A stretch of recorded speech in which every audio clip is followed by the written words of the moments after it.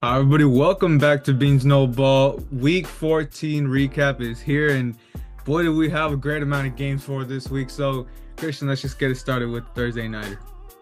Yeah, so let's just kick it off with the Thursday nighter from that really tight NFC North matchup between the Packers and the Lions.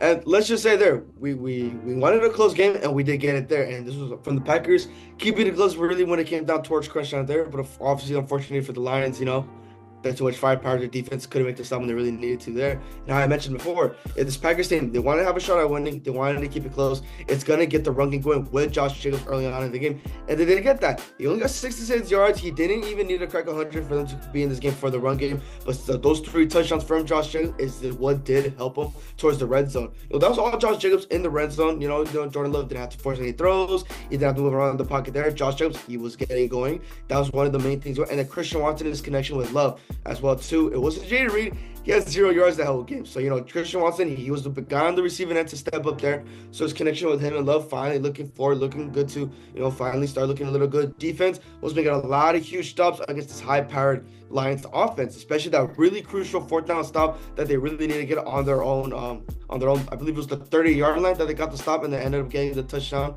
right after that there. But how the Lions with Dan Campbell, obviously his adjustments were made. Jared Goff as well, being consistent in the pocket with the receivers and the receiving end too with Jahmyr Gibbs and David Montgomery, keeping it consistent as well to, get that game-winning drive there too. So a lot of great things seen from both of these teams there. I saw a lot of great fight from this Packers team, but the Lions, they continue to just showing out as being one of the dominant teams in the NFL. Absolutely. They're well on their way. I mean, still got the competition from the Eagles and the Yeah. Vikings, but well on their way for that one seed, and they're looking like a buzz size, we've already been saying. But moving on to the Sunday slate and kick it off with, just say it, an absolute shitter in the AFC South. We kind of gotten used to this. Jaguars and the Titans, a 10-6 game. Not much going overall. I mean, we had a 6-3 game going in the fourth quarter, which the Jaguars did end up leading a nice game-winning drive. Let's talk about it. I mean, the Titans defense allowed Mac Jones to lead a game-winning drive in 2024. But that enough to say for itself. But gotta give Tank Bigsby his credit. A lot of great ground and pound in that, and really wearing down the Titans defense, which we've said our piece about them, have had their own good signs throughout this season. But one thing we got to say, this win for the Jaguars, probably not what you would have wanted. It's going to tank their draft stock. Is this going to hurt their opportunity to draft Travis Hunter? We'll come back to see. But my main thing with the Titans going into this, I mean, not a great season overall, but, main thing I got to say, Will Levis. I'm in on him. I'm out on him week in, week out. But in this one, I got to say, I'm kind of leaning towards being out on him. The performance against a putrid Jaguars defense in this one, just really telling. And we look at Brian Callahan. I mean, you really do got to look at this, and I doubt they're going to do it, but you got to start considering bringing back Mason Rudolph. And just speaking about Callahan, I mean, he just hasn't really shown off as a great leader for this team. Wouldn't be surprised if we end up seeing him go one and done. Yeah, it's just a straight disappointment from the Titans, even from the Jaguars, just for both these teams in general. But hey, losing, got probably gonna get some good draft picks there. But like you said, that one for the Jaguars, I was gonna tank them just a little bit. And now moving it on, staying with the AFC on the east side with the Jets and the Dolphins, and this is a nice quarterback matchup between Aaron Rodgers and Tua. As we see, the Jets, their season was pretty much over there. As for the Dolphins, there's still a lot of hope there. Could we seen the Jets play a little bit spoiler early on there? We were seeing that, the Jets, they were firing it off. Aaron Rodgers was looking great. His online was blocking. The run game wasn't, as much as, Breece Hall was out, Brandon Allen and Isaiah Davis, the two rookies, they were finally getting the load within the rush game here. But it was really just the receiving end with Aaron Rodgers and his receivers that, for the most part, got them to where they were at this game. I mean, Garrett Wilson and Devontae Adams, they both reached the 100-yard game there. Devontae being a huge asset towards the second half there. But, for the Dolphins, Tua was able to, come back with his running backs as well with Devon Achane. As you said, he's not that great on the rush, but on the receiving end, expect Achane to make a lot of good plays. That's exactly what he's going to do. But this is Tyreek Hill, finally looking like Tyreek Hill, his old stuff there, finally getting really active in the receiving end there, recording a touchdown as well as there too. Jalen Waddle as well. Really find nice to see their connection with Tua. They finally started to click there, and it really just came down to that overtime possession for the Dolphins. They really just fired it there. Jonnu Smith really coming clutch on that one final drive to really secure the win there too. So really saw a lot of fight from this Dolphins team. The playoff hopes, they're still in the mix there, but outside from them controlling their own destiny, they still got a lot of factors that they really want to secure a spot. Yeah, absolutely. I mean, you love to see the win for them, but it's a little starting to get rough as the AFC playoff picture. I kept saying, it looks like a little rougher team's going to get in. Look, the wild card race is definitely starting to heat up. But moving to the NFC side, two playoff teams meeting up in this one, at least when the game started, the Falcons and the Vikings. And hey, I mean, it was a great matchup going through most of this game. Just pretty late, the Vikings just really pulled away. And the main thing I got to say, I mean, I've been pretty critical of Sam Darnold. Really, I guess, haven't been his biggest fan through the last couple weeks through the struggles that they've shown. He definitely shut me up on this one. He had absolutely phenomenal performance, 347 yards and 5 touchdowns for him. I mean, hey, starting to look like the Sam Darnold of before that Rams game, pretty much. That obviously I've been saying since then. He hasn't looked the same. See, if he actually ends up keeping this pace, might have to end up changing my opinion on them being a one and done in this postseason. But the other quarterback in this game, Kirk Cousins, I mean, he has been pretty awful. I mean, the last 4 games with 8 interceptions and 0 touchdowns. I mean, that speaks for itself. In this game, another 2 touchdowns in his homecoming to Minnesota. Just not the greatest way to come back. I mean, he got booed on his way in. Just a rough showing overall. But I mean, yeah, I mean, it's tough to say, but I mean, we were talking about this earlier, Christian. I mean, it might be time to give Michael Penix opportunity. He might start to give them a better opportunity. But before we move on, I mean, just got to say for the Vikings, in general, offensive output that they had. I mean, Jordan Addison career game with those 3 touchdowns, and of course, he hasn't scored since October 20th. He came right back with 2 touchdowns for himself, over 100 yards. Just exactly what the Vikings needed to see. And I guess you could say a get-right game against the Falcons team that has been struggling, but, it was a playoff team. Yeah, I'm really liking this for Sam Darnold. Really love his chemistry is going on now that Jordan Addison's finally building it up with them. Just for this whole Vikings team, they're finally stepping up back there. And then, like you said, with the Falcons, it's just another, as you can say, another pretty horrible collapse, especially within Kirk Cousins. And now moving it on, still with the NFC side with the Saints and the Giants. And this was a snooze fest. I'm not gonna lie. I expected a little bit more from the Saints team just because of Derek Carr, but he did leave the game with the hand injury. So this Saints team's injury. The Saints team is finally gonna go through even more of a catastrophe now that Carr is out for the second time with an injury. So Jake, I believe it's for the season. Jake. Yeah, it's for the season now that he's not. Jake Haener had to come in for his replacement there. But this whole game, I would say it's pretty much defense. It's really the best I can say here. Both these offenses really weren't clicking outside of the Saints with Derek Carr getting his 1 touchdown to, I believe, to Juwan Johnson to pretty much, get the game going to where it was there. And then obviously Kendra Miller, who obviously was getting a little bit more of a load here outside of Kamara there to record another rushing touchdown. That's pretty much what it was there aside from Drew Lock. You could say, was it garbage time? Not really. They still had a pretty great chance, to come back and win this game too. And they were driving. But it really led up to that one field from Graham Gunnell that which did miss, or I believe it was blocked. I couldn't really see. There was a slight tip on it. Slight tap, yeah. So it was a blocked field goal, right? So that pretty much would have changed the whole game there. But would it be in that position for the Saints team since Blake Grupe, he did miss 2 field goals that whole game. So really, they should have been up 20-11. Would have forced the Giants to go for the touchdown.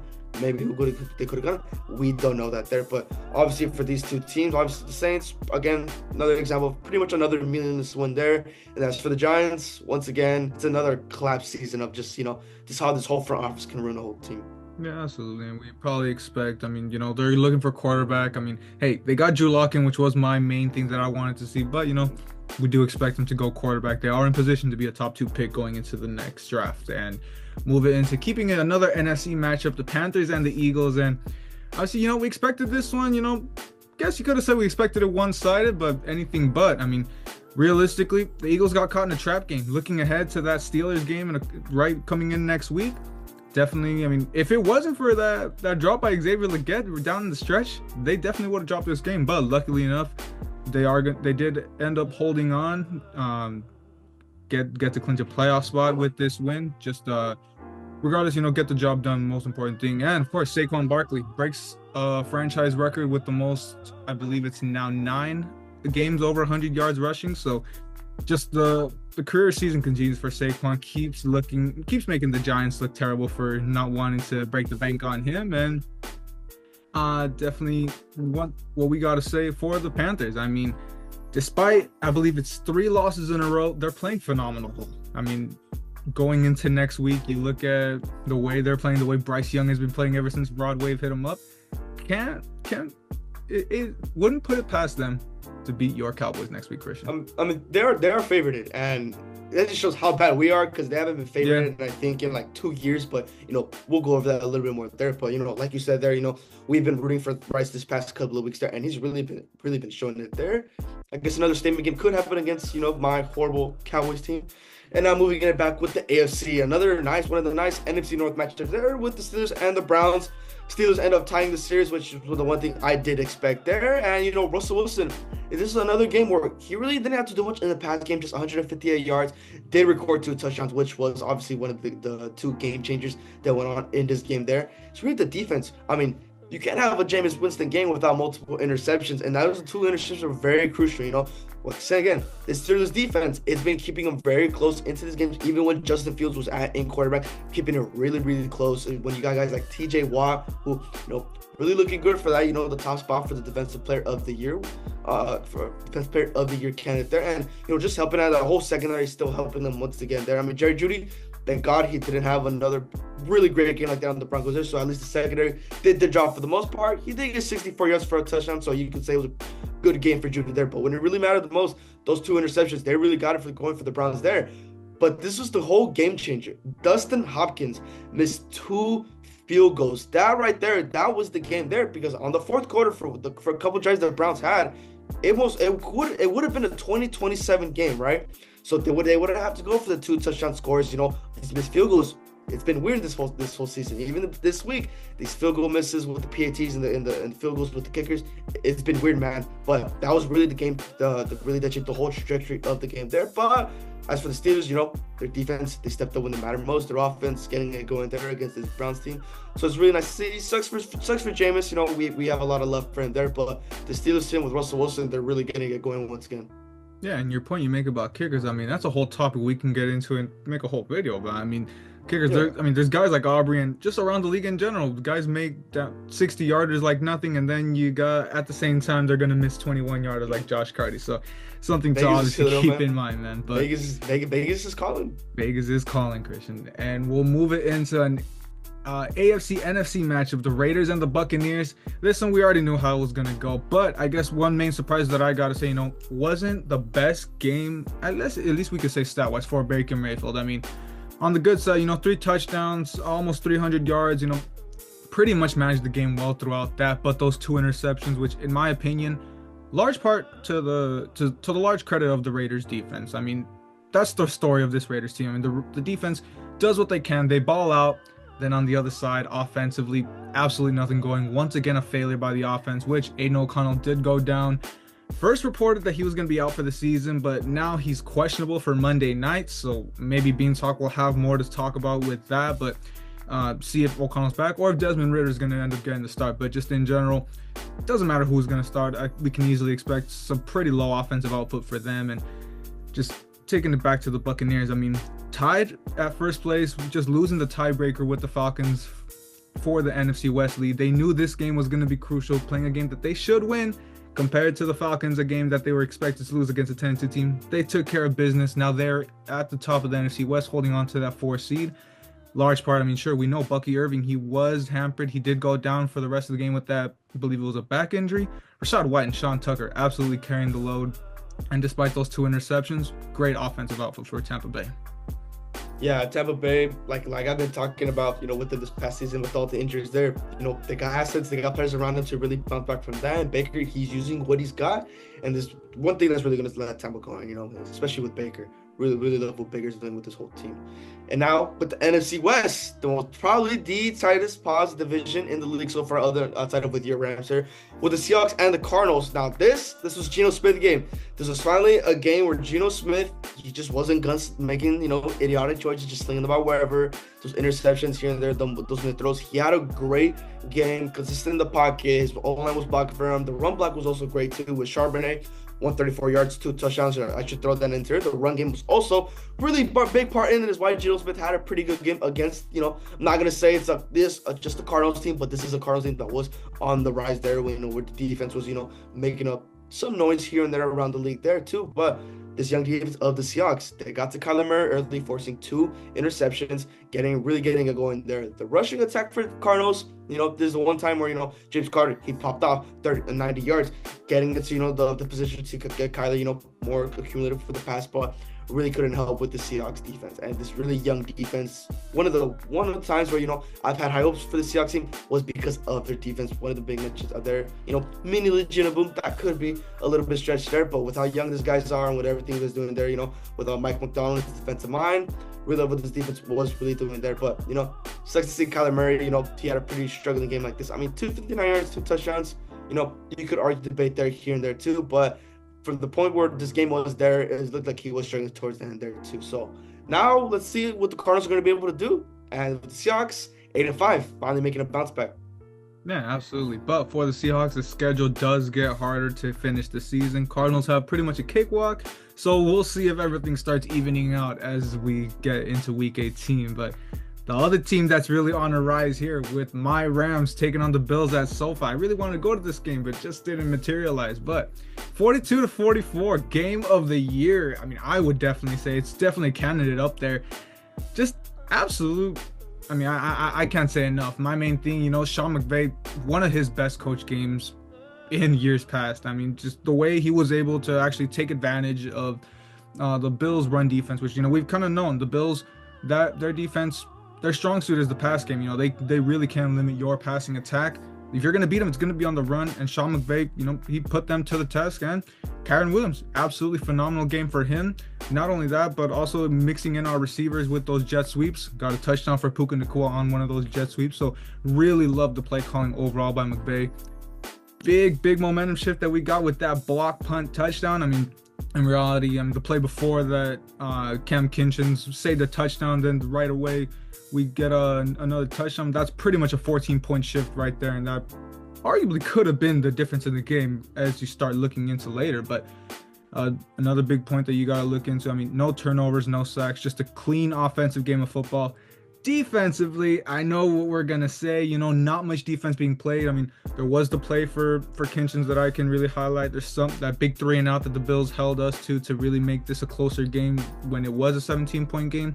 Just so much that you look into. Were great defensive plays, but not overall great team defense. And more than I could talk about, I mean, Darius Williams, a guy that I've always been very high on, really happy once he came back. He just looked lost in coverage. I was telling you earlier, I really would expect him to probably be benched. I would hope him to. Ahkello Witherspoon was brought back into the mix. He got a lot of snaps in the fourth quarter, and Josh Allen wouldn't go near him. He was playing phenomenal defense. I really would expect Ahkello to get more snaps going into Thursday night, which is something that we'll talk about a lot more in Bean Talk. And I mean, I could say all I want, this receiving core just played phenomenally. I mean, I'm obviously bouncing around, but, just a great all-out game. But before we close this out, I do have to give my props and my respects to Josh Allen. Absolutely. I mean, in my opinion, I'm sure to you too, he locks up the MVP in a loss in this game. I mean, 6 total touchdowns, almost 350 pass yards, almost 90 rush yards. Just in general, just a phenomenal game for him. Gotta say he's the MVP. And I gotta give you your credit for picking him early.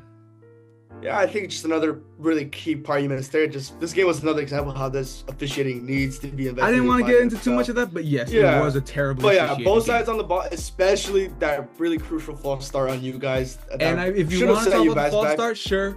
But there was I think that was the only one that was on the Rams, because there was like a good 4 that should have been called on the Bills earlier. Yeah, that's what I'm saying. It was poor fishing on both sides there. Just people are really gonna look at that one space specifically because it's always gonna be the one that counts. Yeah, it's always going to be the whole course of the game, but got to give credit what's due for both teams on both offenses. And now moving on with the Bears and the Niners, and this was just a straight bloodfest from this full 49ers team. Brock Purdy finally returns back from his injury there. Now, the one thing was going to see his running backs, right? Christian McCaffrey is going to be done with the season again with the PCL, and then had a real brain fart, Jordan Mason was going to be out with another injury as well. So it's going to be the rookie Isaac Guerrero taking up the load here, and he didn't disappoint. 78 yards for 2 touchdowns. I'm sorry for not starting you over DeAndre Swift. Could have played spoiler. I don't know why I didn't go with my gut there. But aside from that, it's just another really nice whole game from this whole 49ers team. Sure, it was the really struggling Bears team, and you could, poke fun of, their whole offense, but their defense being their bright spot there. But Brock Purdy was just firing. He had no issue with this Bears this Bears defense. And we've seen the Bears defense has been pretty slow. So we kind of expected it there too. I really like the Purdy and Kittle connections finally looking how it used to be. 6 catches for 151 yards. And then the receiver one who kind of stepped it up this season, Jawan Jennings, 90 yards for 2 touchdowns. So I'm really loving these connections with Purdy. He's finally hitting with this guy's third, in a way, finally beating the system quarterback allegations here. Once again, another example of working with what you have. So again, look, was it again a win against the Bears? Yes, right? But with injuries, this team, all the injuries that this team has and what Purdy's working with, it's a great win all around there. And once again, the chances for playoffs, it's still there. But when you're in a division like the NFC West and how good the Seahawks are doing and the Rams are finally coming up there, all you got to do is just pray.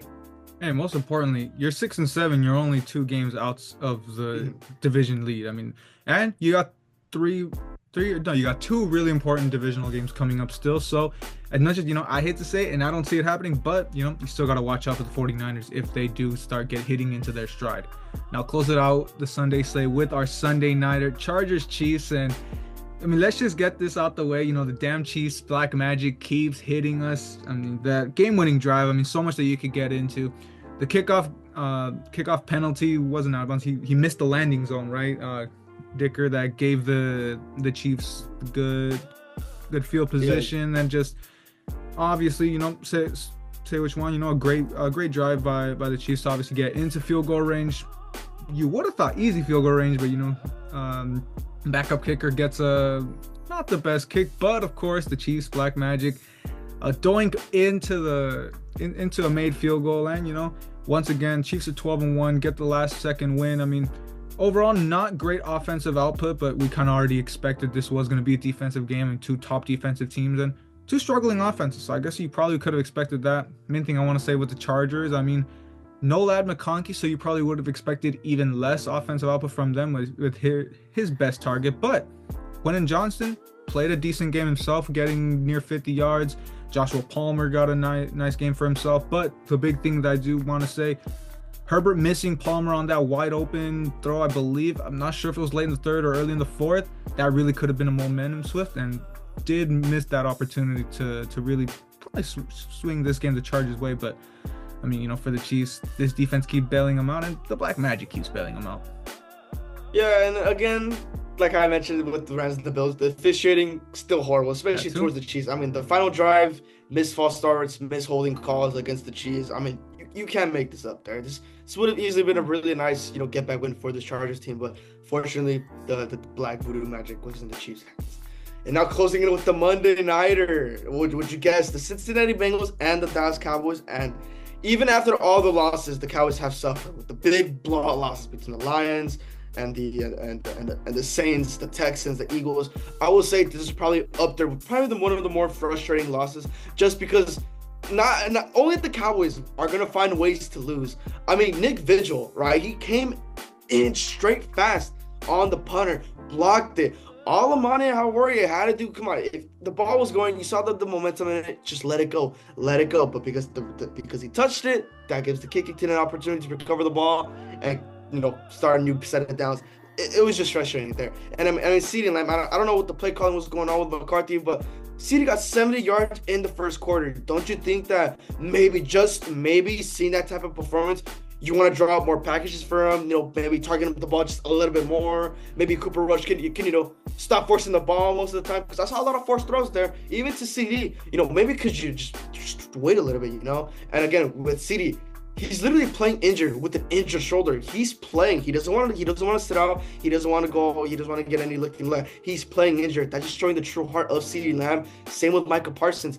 That whole pass rush was all Micah, right? Nobody else was happening on the pass rush when it really needed to. Micah was stepping up, and then Demo, probably the saddest thing this whole game.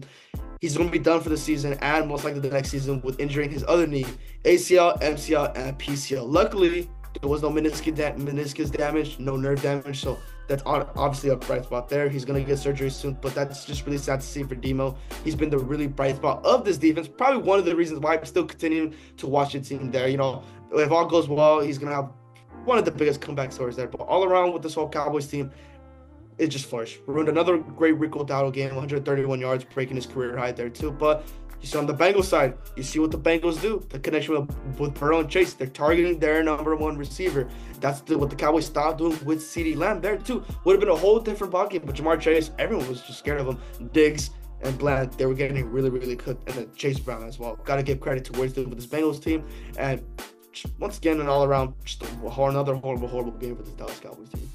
Yeah, but the one thing you gotta say, I mean, as much as it sucks to lose the way you lost, but the loss was necessary for draft position. You already know playoffs were pretty much out of reach, so it's nice to get yourself a little higher on that draft board. But that does it for us. I mean, you had a rough one. I had probably one of the craziest games I've witnessed since that Monday nighter against the Chiefs. So all in all, definitely an interesting week of football. That wraps up our slate of games, and of course, we only had one disagreement. It was that Monday nighter. I backed the Bengals, and even with that rough defense, and came through for me. I finally get my 20th win on disagreements, and got it back to a nine game lead. So we'll see if maybe you could just start hitting all the underdogs, and maybe you get a couple. But that's gonna do it for us here. Thank you guys for watching. Hope you like and subscribe, and we'll see you right back for Bean Talk.